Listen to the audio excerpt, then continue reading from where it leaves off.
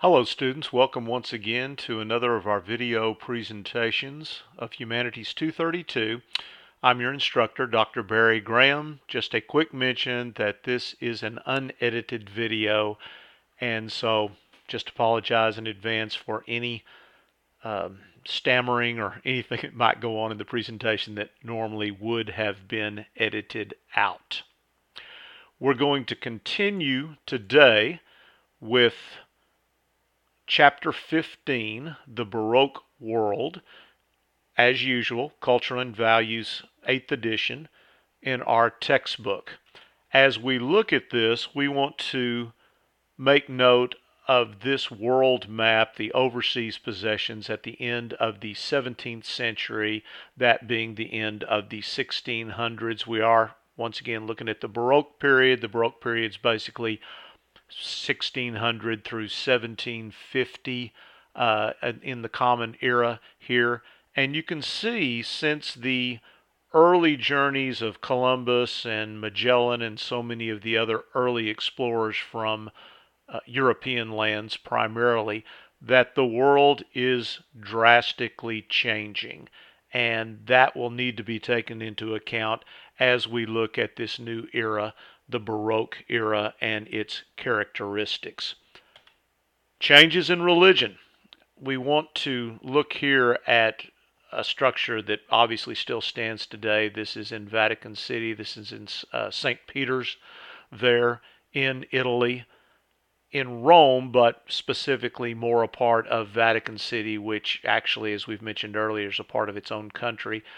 In a day and age before mass media, when someone needed to project a good message or any type of message to a large audience, this was unparalleled up to this time. When the Pope could make a speech from this particular area, you had a colonnade, as I'm indicating here with my mouse pointer, that could hold up to 250,000 people. So an audience with the Pope here could contain a lot of people, and there was a lot of damage control that was being done by the Catholic Church at this time because of some of the abuses that had been exposed by the reformers.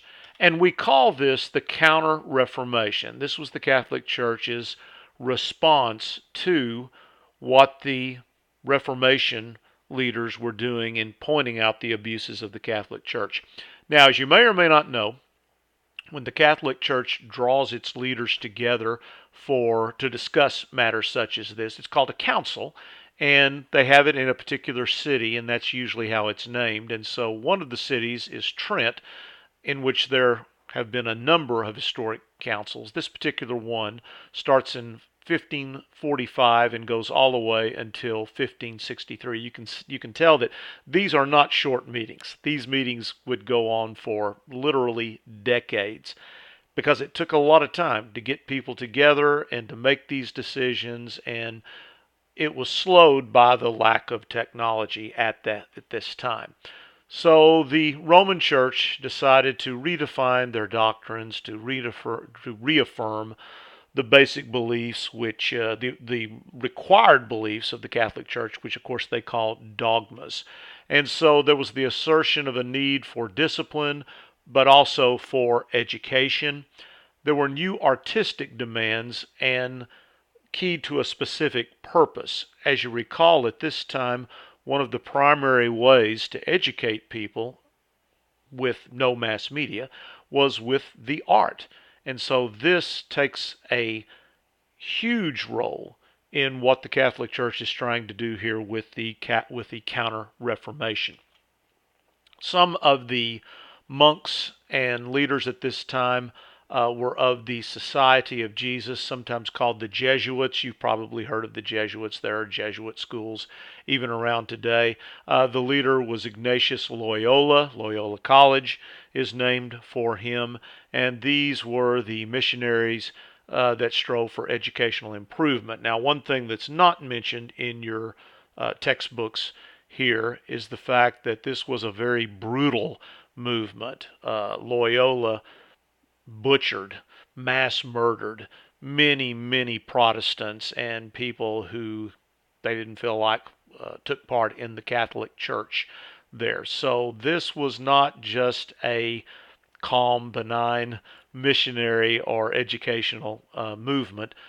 Make no mistake about it, this was a different time when engaging in these kinds of brutal tactics was considered acceptable by some.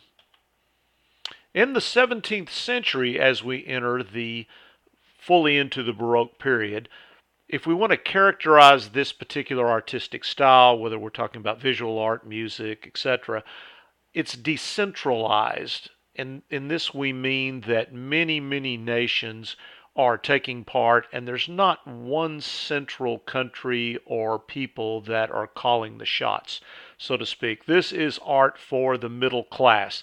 The middle class, as you recall, being something fairly new in culture. You had no middle class up until about the time of the Renaissance.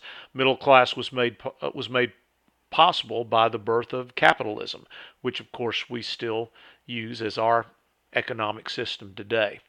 If we want to talk about the characteristics of the art, it's rich, it's ornate, it's elaborate, it's fanciful, and when you see and hear the music of this particular period, I think you'll see where we're going at here.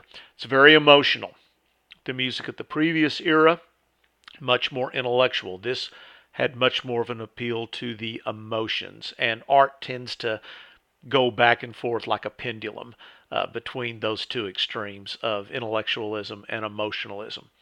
There's a psychological exploration, a real prodding or exploration of people's minds and feelings and their psychological state, and you would expect that with an emotional appeal. Not to mention, new technologies make possible new techniques, and the idea of extolling the virtuosity of the artist. This is more of a new thing. Rather than the artist just be considered as a hired worker, we're beginning to see the artist recognized for their great skill, or what we might call virtuosity here. We want to look at paintings first. Again, much of this is centered around Rome because of the support of the Catholic Church, and much of this, the first artist we want to look at is Caravaggio. He was known for his dramatic naturalism, his realism. His art tended to be very brutal, very pessimistic. Once again, as we've noted earlier, very emotional, very psychological, getting into the mind of the artist and also the people that he's depicting in the particular artwork. One technique that was pioneered during this time is called chiaroscuro. Believe it or not, it's an art technique and even a movie technique that's used even to this day. If you're familiar with the artist Frank Miller, who started out in the comic books doing Batman years ago and later doing graphic novels, he ended up participating and even directing such movies as The 300 and Sin City. If you notice in his works, there's a real use of color to define shapes, and there's kind of a dark edge to it. Some of the other movie makers have copied that, such as you can see even in more recent movies, such as Batman versus Superman and Justice League and some of those types of movies. And they've been influenced very much by Frank Miller because he got his start in the comics. Well, he got his inspiration from these artists hundreds of years ago. We see this in Caravaggio's paintings such as The Calling of St. Matthew, The Martyrdom of St. Matthew. We also see it in Gentileschi's paintings as well. Notice that there's both a man and a woman involved here. So we're beginning to see some participation by the women as well. We've mentioned these two works here, The Calling of St. Matthew and also The Martyrdom of St. Matthew. This is martyrdom, of course, means somebody dying for their faith. And in both of these works, we'll just kind of go back and forth.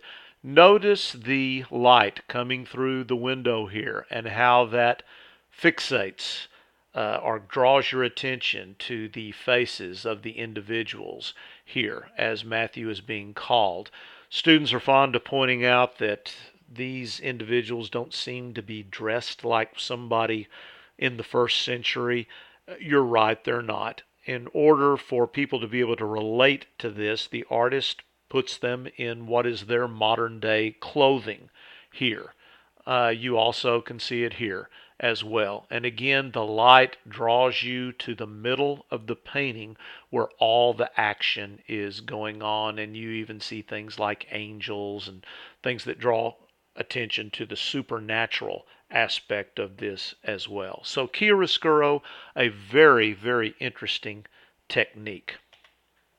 We continue to look at painting in Rome, and we see painters such as Carracci, extreme emotion, realism of detail, an exuberant life, movement, and even a sensuality in this artist's paintings. We see it in works that are in the Galleria of the Palazzo Farnese. The Flight to Egypt is a very good example here. There's ideal proportion. Again, proportion is a new technique that's just been around since the previous era, the Renaissance, where they're trying to put things in the same kind of proportion in which you would see them if you were looking at it in real life. Objects in the background appear smaller because they're further away. But we also see a little retro style here, retroactive to the Greeks and Romans, in the classical order and the realism of the landscape.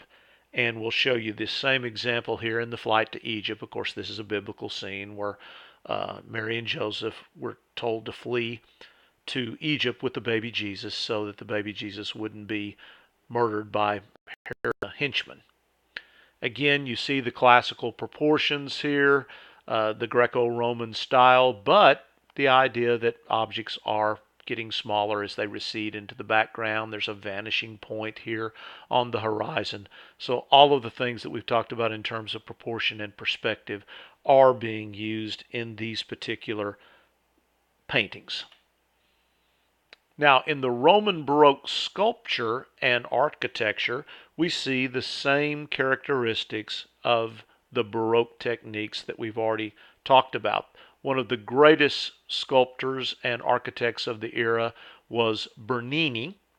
He was the chief architect of the Counter-Reformation, so the Catholic Church used him greatly in this.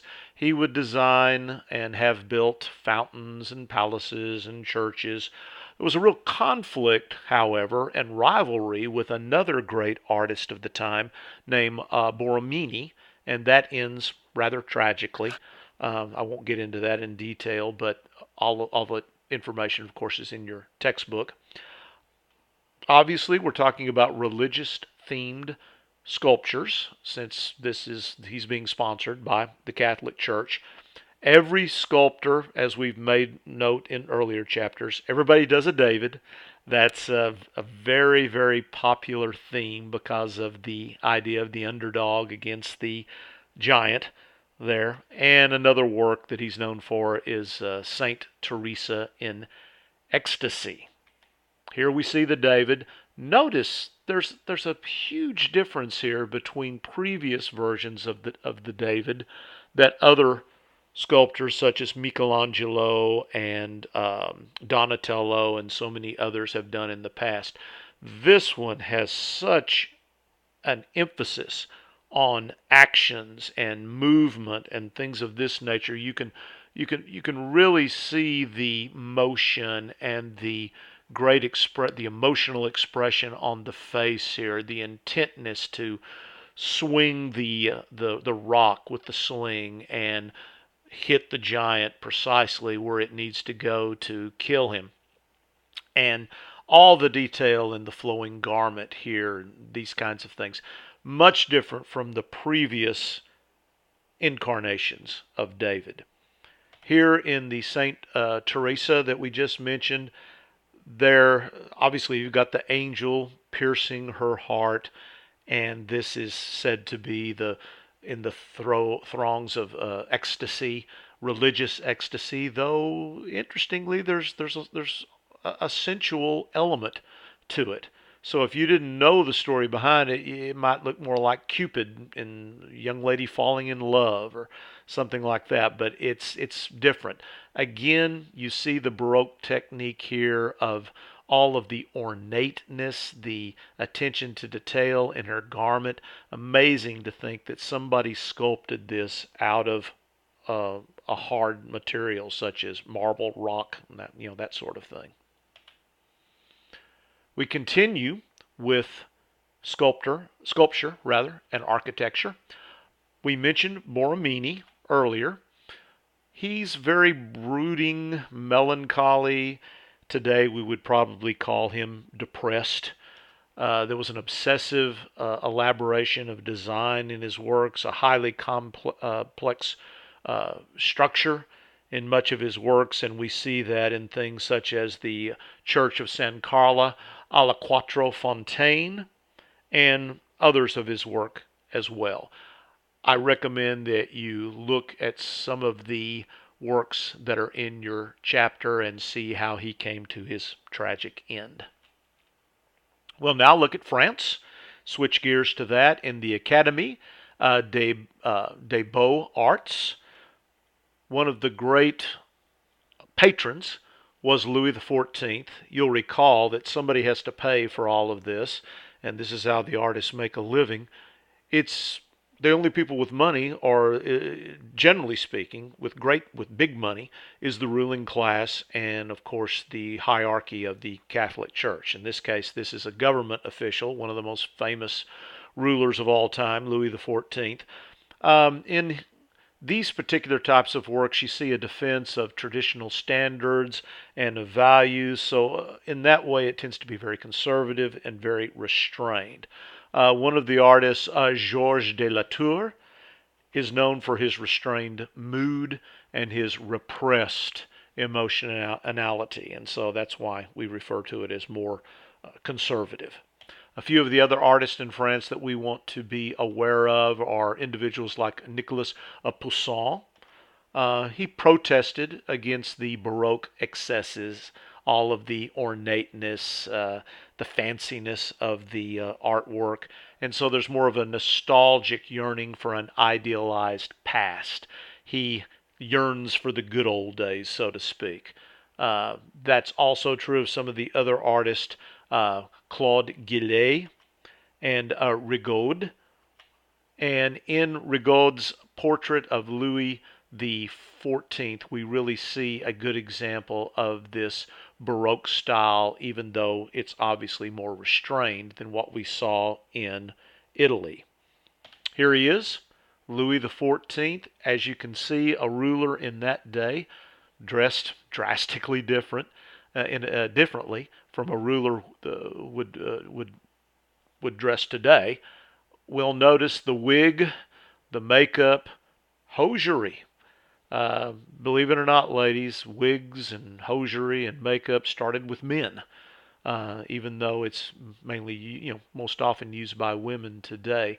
And this was said to signify that you had money and that you were royalty. So again, rulers are trying to depict themselves in a royal manner according to what communicates that in the day and age that they live in, rather than the day and age that we live in. You do notice the sword here. It's always advantageous to the ruler if they present themselves as more of a warrior, more so than something else. Continuing with Louis XIV, we see his palace of Versailles. This is one of the most incredible palaces in the world. This is because Louis XIV had the nickname of the Sun King. He was as glorious as the sun. All of these rulers tend to not be very modest. they're always portraying themselves as the great or the lion-hearted or the Sun King. And so this is all about politics and the psychology of politics. They want to present themselves in a very grandiose way with symbolism. And so we see the combination here of these two extremes, one of Baroque extremes and yet contrasted with the other of classical simplicity. And so though those may seem to be contradictory, they're looking for a way to combine them. Great example here of the Renaissance man or the Renaissance person. This is the Palace of Versailles that's still in existence today. This was like a mini kingdom in itself. Believe it or not, this palace could hold up to 50,000 people, if you can believe that. This is somebody fully in control of his destiny. A modern day example of this would be something like on Star Trek when you have Captain Kirk. He's got this powerful ship with a very large crew, and everything they need is on the ship, and it's self-contained and really doesn't need anything else.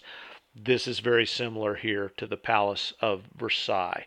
If you look inside, such as a picture like this, you see the Baroque ornateness. That even though they're trying to also combine it with a certain amount of classical simplicity, such as you see up here in these paintings, look at the chandeliers here. Look at the ornate walls, the use of light coming through the various windows. It's an amazing piece of architectural achievement even to this very day. We want to continue now with Baroque art in Spain. In Spain, for reasons that may or may not seem obvious to you, there's a strong religious emotion. Even to this day, the Catholic influence in Latin American countries is very, very strong. So with artists like El Greco, it doesn't surprise us to see these types of religious themes, such as moral responsibility and choice. He borrows from the earlier Mannerist painters, and so brings those tendencies and techniques into play. Jose de Ribera, also very influential here in Spain with his realism, his muscular brutality, and using the chiaroscuro, the contrast of the lights and darks. Velázquez, Diego Velázquez, is the last one we want to mention from the Baroque artist in Spain. We see a real vitality in the way that he presents the scenes. He presents the lives of what he considers to be ordinary people. There's a celebration of the common person. We see that in his works like the Las Meninas, color, space, and the reality of detail. I beg your pardon there. And we see it in this particular work by Velázquez, The Little Women, here. And again, it's supposed to be depicting a scene from ordinary life. But notice here, we see the reflections picked up here in the mirror and in the back. Something you don't see very often. Here is the artist himself. He actually depicts himself as a part of the painting reflected over here in the back.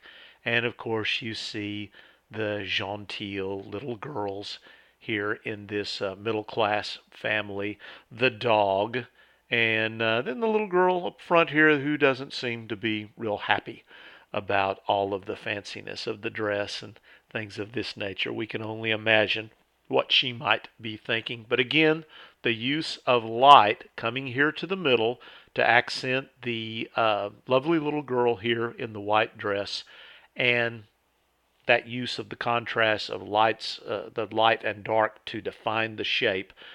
Again, that use of chiaroscuro that's so common and was pioneered during this particular era. And as it indicates there, we're going to stop because this is a pretty long chapter, so we're going to break it into two parts. This will be the end of part 1, and we'll pick it up right here next time for part 2.